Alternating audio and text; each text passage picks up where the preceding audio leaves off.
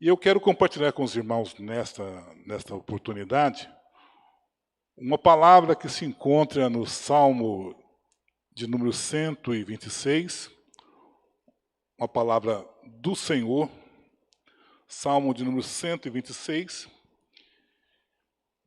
É um salmo bastante conhecido, é um salmo de romagem, também conhecido como Cântico dos Degraus. E nós vamos meditar nesta palavra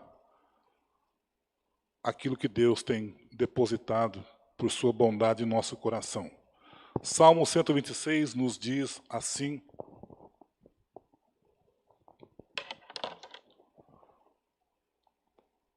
quando o Senhor restaurou a sorte de Sião, ficamos como quem sonha.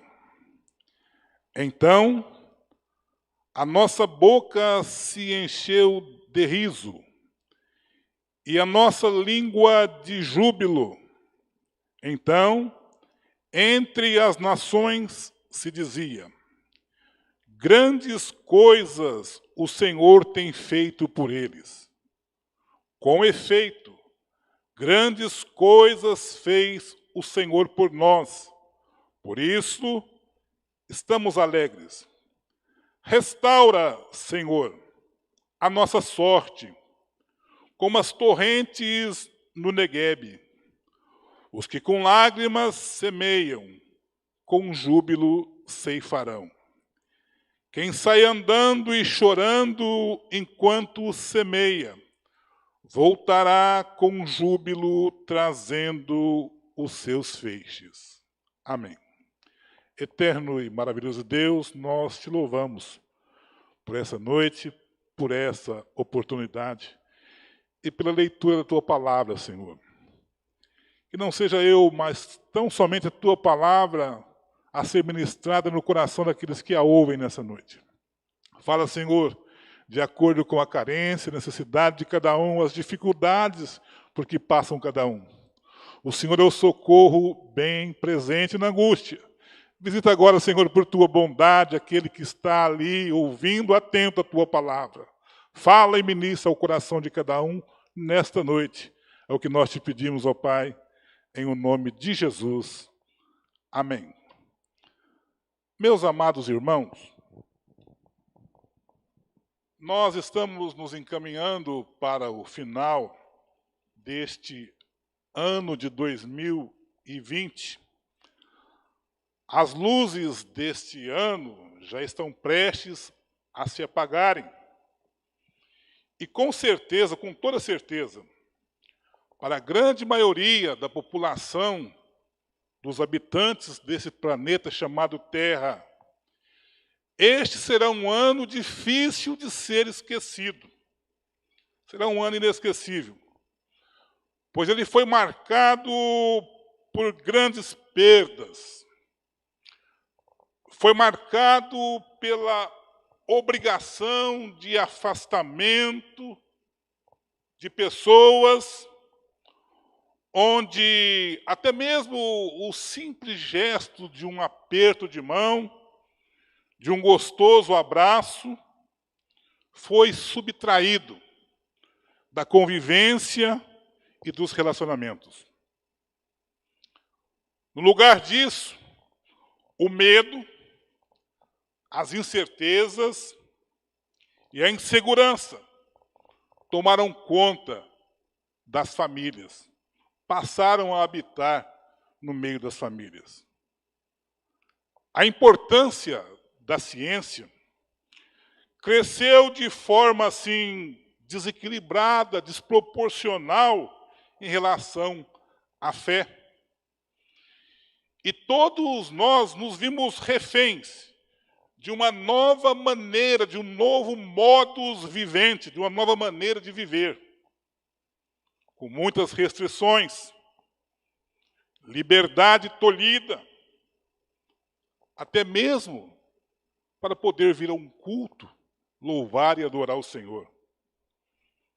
É o cativeiro. Estamos cativos dentro de um novo sistema de coisas. Mas quando nós voltamos os nossos olhos para a palavra do Senhor, nela encontraremos escrito de maneira natural, de maneira literal, Deus falando conosco. Que nos últimos dias a ciência se multiplicaria. Que nos últimos dias o amor de muitos se esfriaria. Que nos últimos dias o espírito do engano agiria intensamente na terra, em todas as áreas, sobre todas as pessoas, e, se possível, enganaria até os escolhidos. Como bons cidadãos, como bons cristãos que somos, nós não devemos e não podemos subestimar a ciência, porque a ciência é muito importante. Mas, em contrapartida, também não podemos esquecer a fé, pois a fé é essencial. Nesse patamar de comparação, a ciência é importante, a fé é essencial. Um celular de última geração é importante. O ar que nós respiramos é essencial. E eu trago um alerta a todos nós, cristãos. Não podemos esquecer quem somos. Quando o profeta Jonas,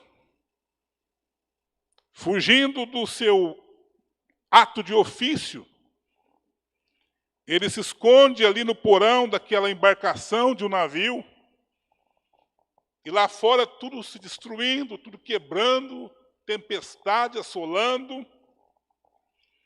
Os marinheiros desesperados passam a procurá-lo e o encontram ali, escondido naquele porão do navio.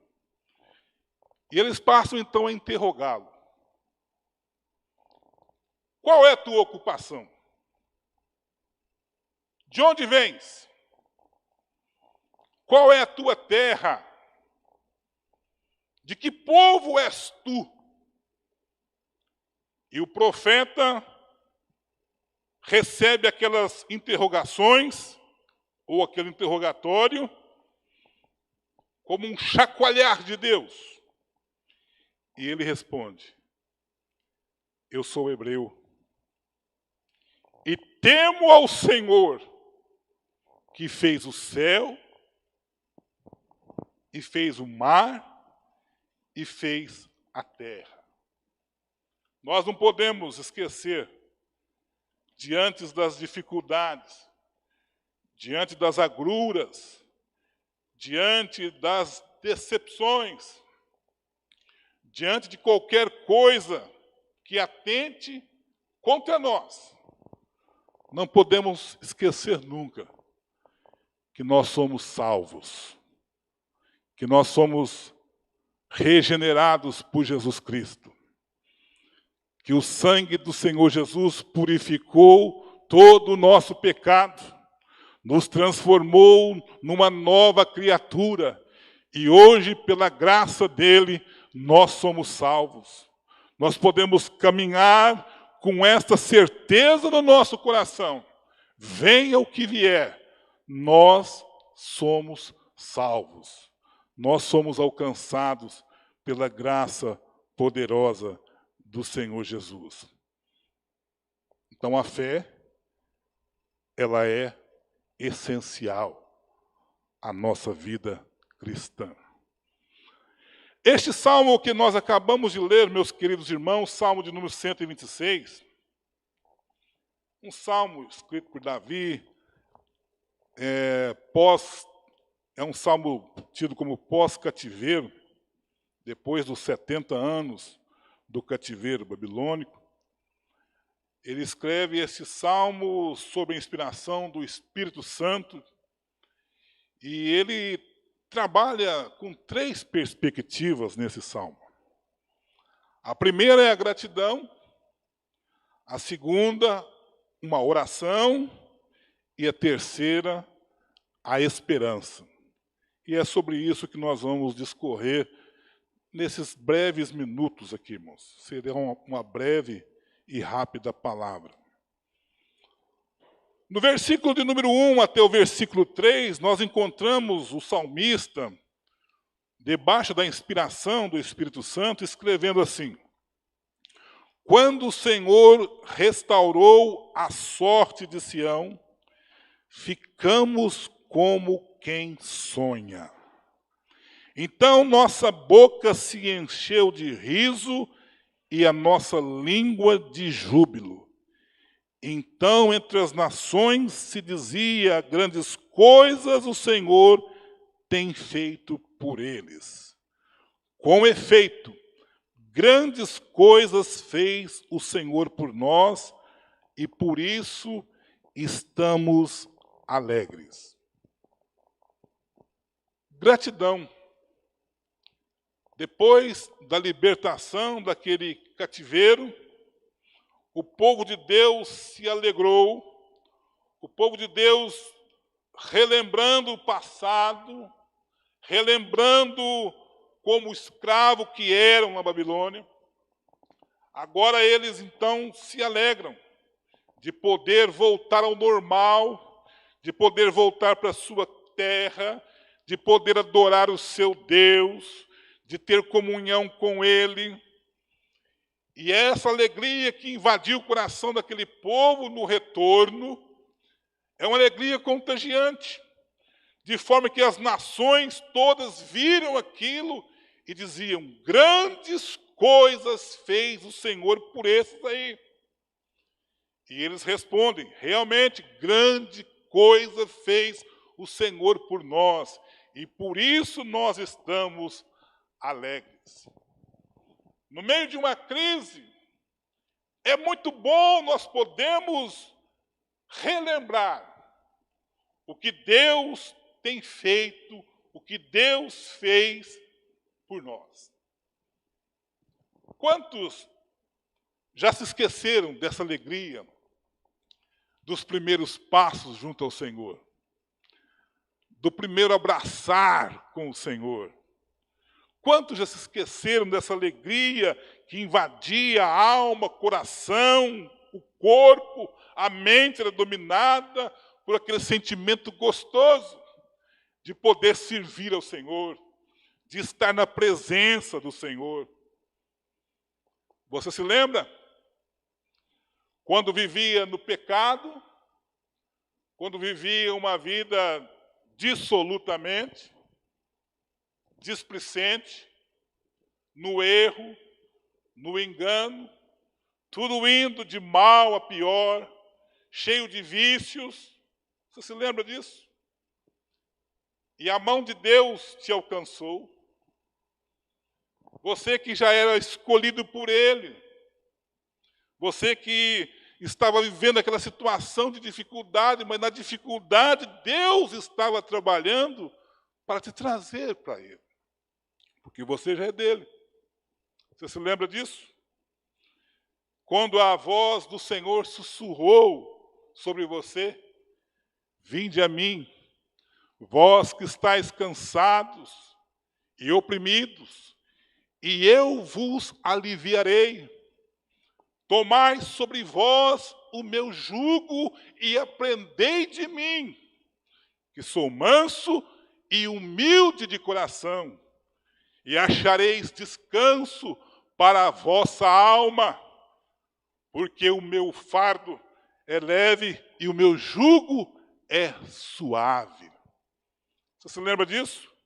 Quando o Senhor sussurrou esse chamado aos seus ouvidos, e você, de maneira alegre, foi até Ele, abraçou-se com Ele, e a partir dali, grandes coisas o Senhor tem feito na sua vida.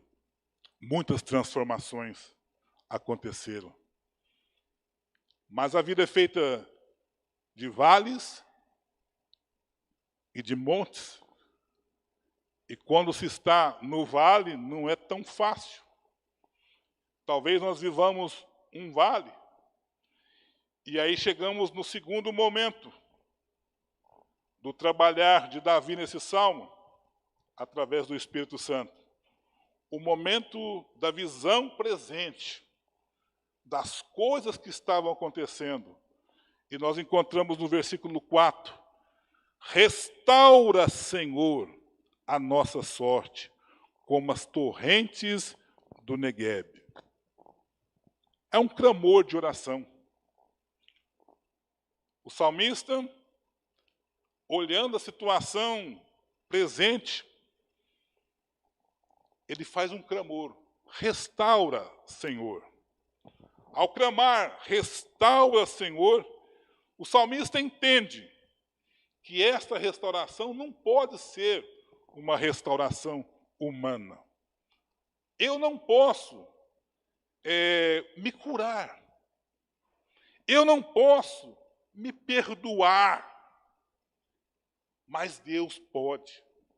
Isso é um trabalho do Espírito Santo na nossa vida. A cura, o perdão, vem do Senhor. Por melhor que seja a terapia, a obra de restauração, ela procede de Deus, através da graça salvadora do nosso Senhor Jesus Cristo.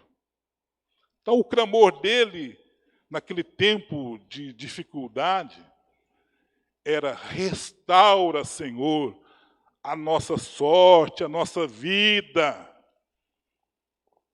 Ele faz uma outra comparação, como as torrentes do Neguebe.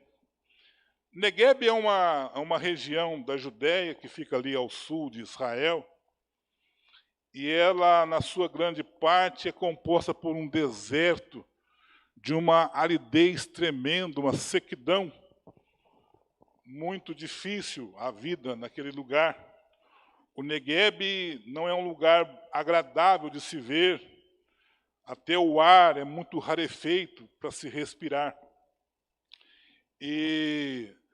Mas há uma época do ano em que ocorre a chuva chamada seródia, e essa chuva cai torrencialmente, e elas formam nas montanhas rios que transbordam e descem na direção do Neguebe. E quando aquela água chega naquela terra desértica, naquela terra seca, naquela terra improdutiva, naquela terra árida, ela começa a trazer nutrientes para aquela terra. As águas que descem formam torrentes que chegam ao Neguebe, e ali começam, então, a irrigar aquela terra. Passa alguns dias, o ar já modificou. Mais alguns dias, a terra começa a produzir. E aquilo que era um deserto vai se transformando em campinas verdejantes. Aquilo que era deserto se transforma em campo florido. Árvores frutíferas ficam viçosas e tornam a dar frutos, e aonde parecia haver morte, agora existe vida. E o salmista, nesse versículo 4, ele faz esse clamor: ó Senhor, restaura a nossa sorte, como as torrentes do Neguebe. Nós precisamos fazer essa oração, irmãos. Nós vivemos dias que parecem desérticos. Vivemos momentos de dificuldade. Muitos passaram por sérias dificuldades. Mas que a nossa oração como igreja do Senhor seja essa: restaura, Senhor. Restaura a nossa vida, Senhor. Restaura, Senhor, a nossa sorte. Assim como o Senhor trata com o Neguebe, assim como o Senhor envia torrentes de águas que trazem e levam vida ao Negueb. Restaura, Senhor, a nossa sorte. Restaura, Senhor, a nossa vida. Que nós possamos, como cristãos, permitir que rios de água viva fluam através do Espírito dentro de nós, que transforme a nossa aridez, que transforme a nossa sequidão e que nós possamos produzir fruto como cristão que somos. Que nós possamos olhar para a situação e encontrar forças em Deus. Que nós possamos nos permitir que, através dessa água da vida de Jesus, nós sejamos produtivos. Que haja sombra, que haja fruto em nós, que haja local de acolhimento em nós, para muitas pessoas que se encontram desesperadas. Deus nos levantou para isso. Deus nos chamou para isso. Para sermos esses atalaias da última hora, esses mensageiros da sua palavra, nessa derradeira hora da igreja. Então, a oração do versículo 4, seja também, meus queridos irmãos, a nossa oração. Restauração.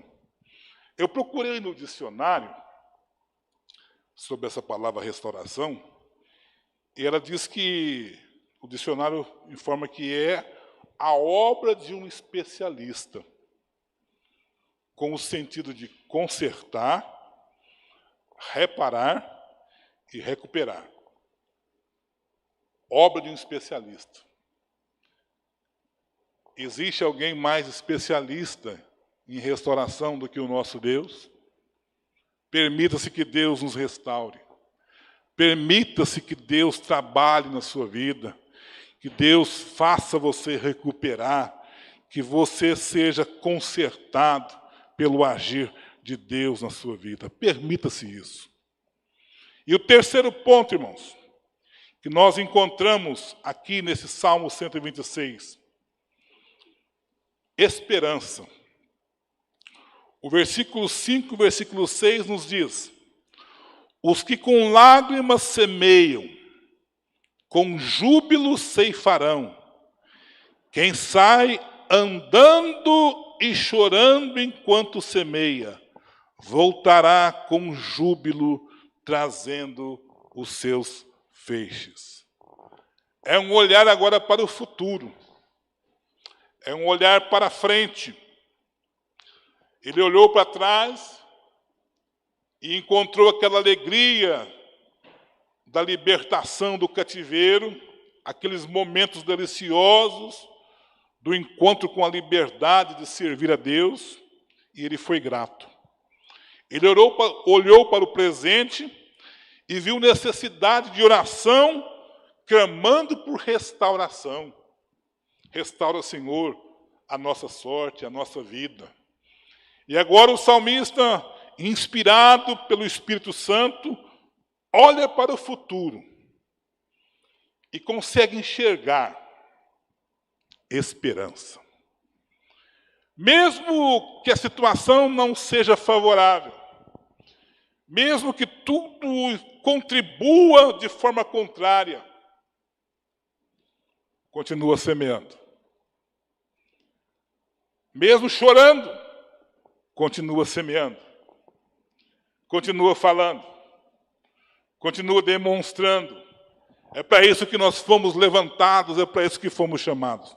Continua anunciando que existe um Deus e que nós tememos a esse Deus, porque Ele criou os céus, fez o mar e fez a terra, e Ele é o nosso Deus. Continue anunciando isso. Não se envergonhe de falar que o Senhor é bom, que o Senhor Jesus, Ele salva, que Ele transforma, que Ele regenera, que Ele trabalha no meio das angústias do povo. Mesmo chorando, está difícil de continuar fazendo, continue fazendo. Continue semeando. Porque o salmista, inspirado pelo Espírito Santo, diz: os que com lágrimas semeiam, com júbilo com alegria ceifarão, colherão. Quem sai andando e chorando enquanto semeia, voltará com júbilo, trazendo o seu feixe. Que Deus em Cristo, irmãos, possa trabalhar com essa palavra neste final de ano limiar já de 2021, que Ele possa nos despertar para sermos gratos por tudo que Ele tem feito. Que Ele possa nos despertar para orarmos mais, para pedirmos restauração, pedirmos força, conserto naquelas áreas que precisam ser consertadas de nossa vida. Que nós possamos olhar para um futuro e enxergar esperança, que dias melhores virão. Que o limiar de 2021, que já está aí às portas, possa despertar em nós essa esperança. Talvez esse 2020 tenha sido um cativeiro, onde nós aprendemos um monte de coisa. Fomos tolhidos em muitas coisas também, mas tudo está sob o controle de Deus. É Deus trabalhando em nós e por nós, para levantar uma igreja fortalecida na sua palavra. Que Deus vos abençoe. Que Deus possa falar melhor dentro de cada vida, dentro de cada coração. Eu quero agradecer, irmãos, a sua atenção e que essa palavra produza fruto na sua vida.